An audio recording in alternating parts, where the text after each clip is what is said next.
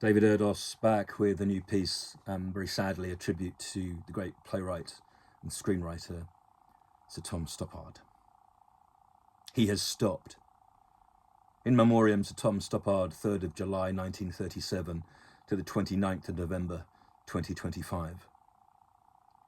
In his last play, Leopoldstadt, his start was for the first time examined, as the plight of the European Jew is the story of survival as was, unlike now, where torpid acts from the East sour Kaddish wine, milk and honey.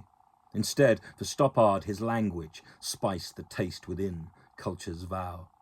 To master not only your time, by stopping it in order to scrutinize every detail, but to explore all that happens, evident in Hapgood's quantum spy story, or in the real things first seen, or in his dazzling debut, of course, cheekily combining Samuel Beckett with Shakespeare, or placing Joyce and Tristan Tzara together with Lenin as a way to comprehend what art means. As expressed through those tall man's hands and wide mouth, with his pre-Jagger lips, he lisped lyric about the scientific and cultural stream we watch flow about us despite our personal need to control it.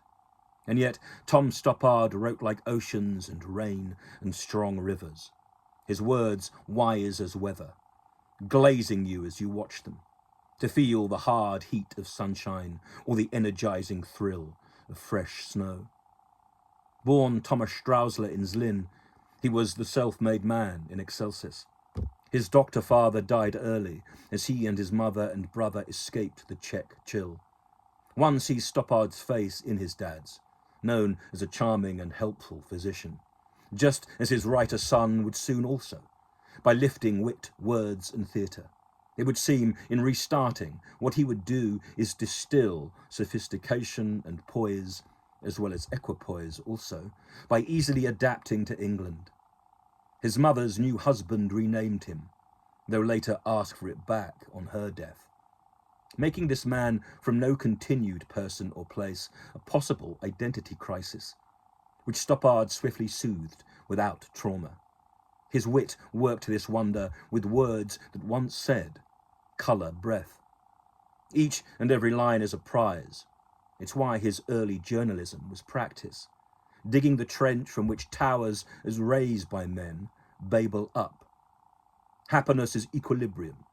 Shift your weight is a line which holds his intelligence and his humour, and stirs the senses, for to drink deep in language is to design a holy grail from tea's cup. As sipped on the lawn, while he sired, played cricket and settled, ruling the roost just as quickly as a few years before Harold had. From Bristol to Brazil, travesties to enigma, this artist ascending a staircase showed by sheer elevation what a play can do with a fad. For his work transcends trends, though we can expect a Stoppardian flurry quite soon, which will precipitate a timed silence, before he is filed, as with Schaffer or Pinter, into a period-primed history.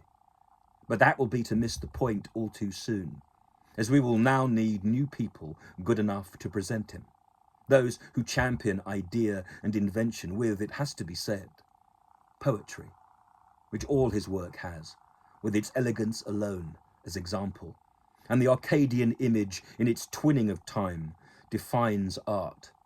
Jumpers compacts mathematics with acrobatics. Philosophy and thought itself become action, from Albert existential on his bridge to the fires felt and imagined by the Velvet Revolution in burning, or the coast of Utopia's socialists ever searching for a means to make Russian radicalism its own chart. That line was deliberately long, to reflect Stoppard's far more easeful compressions. From the act of throwing one's arms around a side of beef for desire to professional fowls' smuggled books, he contained continents, literal in voyage, shipwreck and salvage, and often within the same country, as England's A.E. Houseman stands helpless in the invention of love as his look for his beloved Moses Jackson is lost by the river Styx and death's stealing. It is a play as heartbreaking in its very particular way as the loss of this writer today. He was playwright as pop star, or pop as I understand it, which Pete Townsend called art, and his cultural twin Jagger and the Stones did not gather in Rolling On, free from moss. Whether on screen or on stage, or on the handheld page, his pen broadened what drama is, and what wonder in the work of men can convey. Transformations first, then the tease to read more and work harder, to combine every interest and to invest with heart and mind in each play. He was famed for his flair, blooming further after a troubled first marriage, to be beside a bride who enchanted, separate to him on TV.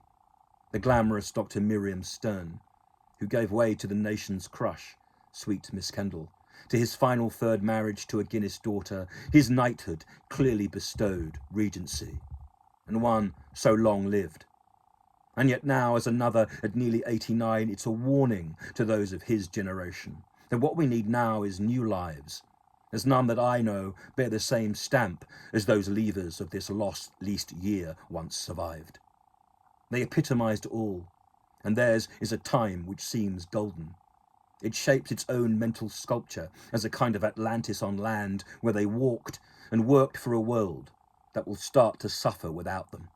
At a time in which we no longer know how to listen, I can only hope for a future full with freshly energised theatres, in which we learn lessons from the way that Harold, Trevor and Edward and Tomasz Straussler, Sir Tom Stoppard, talked.